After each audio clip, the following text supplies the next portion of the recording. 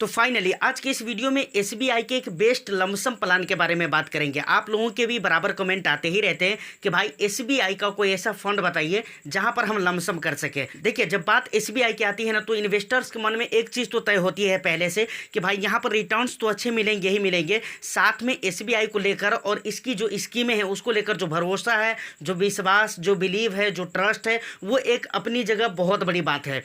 तो इसलिए एसबीआई के फंड को, इसकी स्कीम को बहुत ज़्यादा लोग पसंद करते हैं। आज एक ऐसी स्कीम के ऊपर हम बात करेंगे जहां पर आप बहुत ही कम पैसे से बहुत ही बड़ा कॉर्पस तैयार कर सकते हैं। तो वीडियो में दो बातों का आपका ख्याल रखना ज़रूरी है। सबसे पहली चीज़ कि ये वीडियो ऐसे लोगों के लिए है जिनके पास बहुत सारे पैसे इकट्ठे नहीं होते हैं, या फिर उनके लिए इकट्ठे बहुत सारा पैसा जमा करना बहुत ही मुश्किल होता है। तो ऐसे लोगों के लिए खास तौर से ये वीडियो है। दूसरी बात, आप लोग वीडियो में हमेशा रिटर्न्स देखते हैं, जो कि बहुत ही गलत है। मैं बराबर बोलता हूँ, सिर्फ रिटर्न्स के ऊपर ऑफकोर्स आपको रिटर्न्स भी देखना चाहिए, लेकिन सिर्फ रिटर्न्स अगर आप देखते हैं तो मुझे लगता है कि बहुत गलत चीज़ है। ये चीज़ आपको बिल्कुल नहीं करना चाहिए, क्योंकि फंड के बारे में टोटली आपको नॉलेज होना चाहिए, जानकारी होना चाहिए कि भाई क्या इसके उसूल हैं, कैसे कैसे ये फंड मैनेज किए जा रहे हैं, क्या क्या स्ट्रैटेजी है, इन सारे मुद्दों को जानना चाहिए। सिर्फ अगर आप रिटर्न्स देकर इन्वेस्टमेंट करते हैं या रिटर्न्स देकर किसी फंड को अच्छा या बुरा कहते हैं, तो 100 to 10% कहता हूँ, सर हाथ जोड़कर कहता हूँ, ये गलती आपको नहीं करनी चाहिए। पूरी डिटेल्स में वीडियो आपको देखना चाहिए, चाहे वो वीडियो किसी की भी हो, और पूरी इन्फॉर्मेशन आप लीजिए उस फंड के बारे में इन्वेस्टमेंट करने से पहले। ये मेरे कहने का मकसद है। तो इस वीडियो में कंप्लीट इन्फॉर्मेशन के साथ मैं आपको बताऊंगा कि आखिर 50,000 रुपये निवेश करके कैसे आप 16 लाख रुपए का कॉर्पस तैयार कर सकते हैं। तो वीडियो बहुत ही इंटरेस्टिंग होने वाली है। एक लाइक कर दीजिए, शेयर कर दीजिए। चैनल को अगर अभी तक आपने सब्सक्राइब नहीं किया है तो चैनल को भी ज़रूर सब्सक्राइब कर लें, क्योंकि इस तरह के इंटरेस्टिंग कंटेंट मैं आपके लिए लेकर आता रहता हूं। आपका कुछ भी सवाल है तो आप मुझे कमेंट सेक्शन में बता सकते हैं, और क्या कहते हैं, इंस्टा पे भी मैसेज कर सकते हैं। तो अब सबसे पहले हम ये जानते हैं कि जिस फंड के बारे में हम बातें कर रहे हैं वो फंड कौन सा है। तो देखिए, हम बात कर रहे हैं एसबीआई कॉन्ट्रा फंड की बात कर रहे हैं।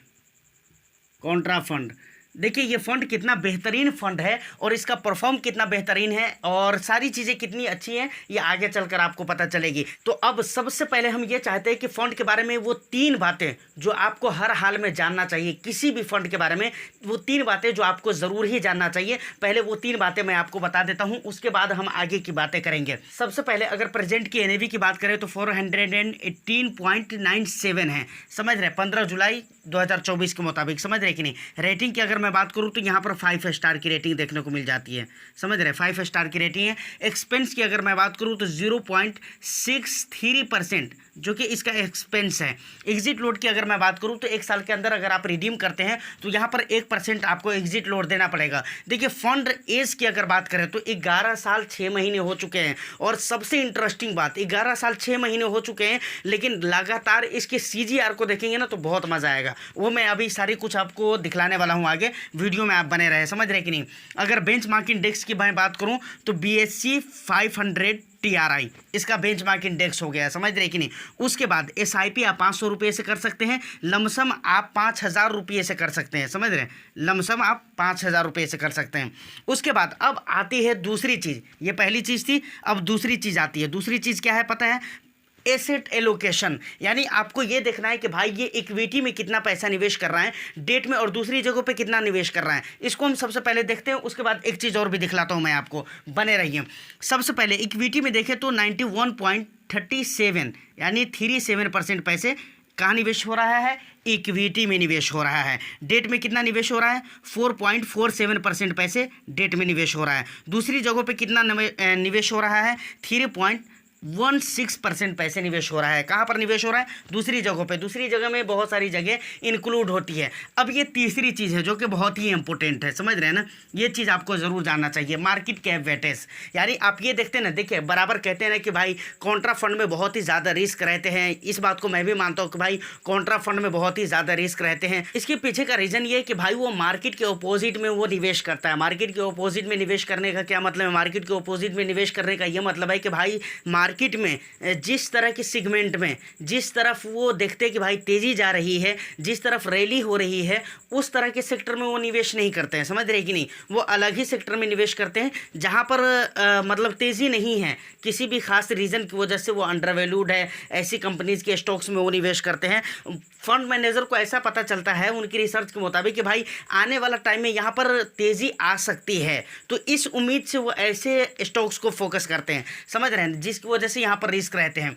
लेकिन यहाँ पर देखिए कितना बेहतरीन रिटर्न्स दिया है। सबसे पहले इसका मार्केट कैप वेटेज हम देखते हैं कि भाई लार्ज कैप, मिड कैप और स्मॉल कैप में किस तरह से निवेश किए गए हैं। सबसे पहले लार्ज कैप की अगर बात करें तो 48.32% पैसे लार्ज कैप स्टॉक्स में निवेश हो रहे हैं, समझ रहे हैं। दूसरे नंबर पे आ जाता है मिड कैप, तो मिड कैप में 27.17% पैसे निवेश हो रहा है। स्मॉल कैप में अगर देखें बात करें तो 15.88% पैसे निवेश हो रहा है। तो इस तरीके से ये इसका मार्केट कैप वेटेज है। देखिए यहाँ पर अगर देखा जाए तो लार्ज कैप में बहुत ज़्यादा एक्सपोजर है, बहुत ज़्यादा एक्सपोजर है कहाँ पर, लार्ज कैप में, लेकिन इसके रिटर्न्स बहुत ही बेस्ट बने हैं। मतलब इतना एक्सपोजर लार्ज कैप में देने के बाद भी आप यहाँ पर देखेंगे तो पिछले 1 ईयर में इस फंड ने जो है ना कितने परसेंट का रिटर्न्स दिया है, 48.24% का रिटर्न्स दिया है।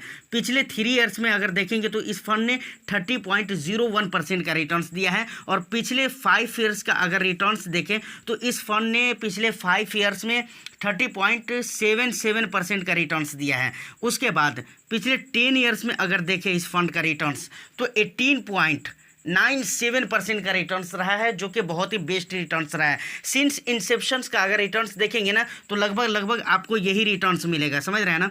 मतलब आप ये समझ लीजिए कि 11 साल, मैंने आपको कहा था ना फंड एज 11 साल, यहाँ पर 11 साल 6 महीने हो चुके हैं, लेकिन 11 साल में लगातार इस फंड ने जो रिटर्न्स दिया है वो 18.97%, 97% मतलब आप 19% का रिटर्न्स मान सकते हैं। मैं मानता हूँ कुछ दिन के लिए कि भाई आप 19% नहीं मानेंगे, लेकिन फिर भी आप 18 पॉइंट तो मान ही सकते हैं ना, 18.97 इतना तो मान ही सकते हैं। इतने का CAGR रिटर्न्स दिया है। अब यहाँ पर एक बात मैं आपको याद दिलाना चाहूँगा सर, बहुत ऐसे मिड कैप और स्मॉल कैप मिलेंगे जिनके आप CAGR देखेंगे ना तो आपको पता चलेगा कि भाई 18%, 17%, 19%, 20% का रिटर्न्स दिया है, लेकिन यहाँ पर ये स्मॉल कैप नहीं है। दूसरी एक और भी खास बात, यहाँ पर एक्सपोजर की अगर मैं बात करूँ तो देख लीजिए यहाँ पर लार्ज कैप में बहुत ज़्यादा एक्सपोजर है, मिड कैप में कम है और स्मॉल कैप में और भी कम है। तो एक तरह से देखा जाए तो मार्केट कैप वेटेज के हिसाब से ये समझने वाली बात है कि मार्केट कैप वेटेज के हिसाब से यहाँ पर रिस्क भी बहुत कम है। मतलब आपके जो ज़्यादातर पैसे होंगे वो यहाँ पर 1 लाख रुपये आप निवेश कर रहे हैं, इसको इस तरीके से समझिए कि 1 लाख रुपये आप निवेश कर रहे हैं ना तो 48,000 रुपया, लगभग 48,000 कुछ 100 रुपये जो है ना कहाँ पर लार्ज कैप में आपके निवेश हो जाएंगे। तो इस हिसाब किताब से समझिए, तो भाई इस हिसाब किताब से यहाँ पर रिस्क भी बहुत कम है और CAGR भी आपको 1 नंबर मिल जाता है। तो फिर क्या कहना है। देखिए अब एक बहुत ही मेन पॉइंट पर मैं आ रहा हूँ।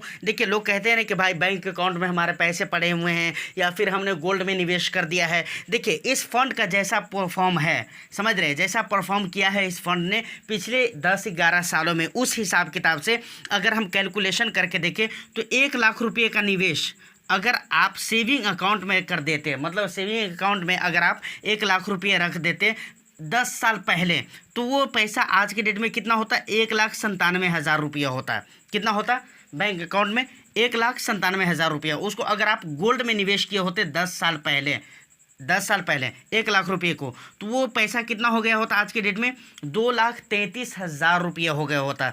लेकिन अगर आप 10 साल पहले उसी 1 लाख रुपये को इस फंड में निवेश कर दिए होते तो वो पैसा आपके कितने हो गए होते, 5,68,000 रुपये हो गए होते। मतलब 5.5 लाख से भी कुछ ज़्यादा हो गए होते। तो ये फ़र्क है भाई यहाँ पर बैंक अकाउंट में, गोल्ड में और इस फंड के अंदर। तो अब यहाँ पर आपको समझ में आ गया है कि भाई बैंक अकाउंट में, गोल्ड में और इसके बाद इक्विटी मार्केट में कितना ज़्यादा ज़मीन आसमान का फ़र्क हो जाता है, समझ रहे कि नहीं। और मैं एक बात बराबर कहता हूँ कि देखिए आम इंसान के लिए जो है ना वो इक्विटी मार्केट पैसा बनाने की जो जगह है ना उससे बेहतर कोई जगह नहीं है। अगर आप रियल एस्टेट एस्टेट में बहुत अच्छे लेवल का काम करना चाहते हैं ना, तो वहाँ पर आपको निवेश करने के लिए भी बहुत सारा पैसा चाहिए। रियल एस्टेट बहुत भयानक इन्वेस्टमेंट माना जाता है, मैं इस बात से कभी इनकार नहीं करता हूँ, समझ रहे कि नहीं। लेकिन वहाँ पर निवेश करना आम इंसान के लिए नहीं है, मुझे ऐसा लगता है। बहुत कम पैसे से आप निवेश नहीं कर सकते हैं। लेकिन इक्विटी एक ऐसी जगह होती है ना जहाँ पर आप सिर्फ 500 रुपये से निवेश कर सकते हैं। और कई सारे फंड तो ऐसे हैं जहाँ पर आपको 100 रुपये की SIP देकर रखी हुई कि भाई ऑप्शन देकर रखा हुआ है कि भाई आप 100 रुपये से SIP कर सकते हैं। तो इक्विटी एक ऐसी चीज़ है जहाँ पर आप 100 रुपये से एक बहुत ही बड़ा लंबा चौड़ा कॉर्पस आप तैयार कर सकते हैं, समझ रहे कि नहीं। तो यहाँ तक ये सारी बातें क्लियर हो गई है। अब ज़रा हम अपने मेन पॉइंट पर आते हैं, जिसको देखने के लिए आप भी बेताब होंगे और जिसको बताने के लिए मैं भी बेताब हूँ कि भाई कैसे आप 50,000 रुपये से 16 लाख रुपये कैसे तैयार कर सकते हैं। इसको ज़रा हम देखते हैं। देखिए यहाँ पर मैंने पूरा डेटा वगैरह लिख कर रखा हुआ है कि कैसे कैसे ये तैयार होगा, समझ रहे हैं ना। आप 50,000 रुपये का लमसम करेंगे, कितने सालों के लिए करेंगे? 20 सालों के लिए करेंगे आप, 20 ईयर्स के लिए, समझ रहे कि नहीं।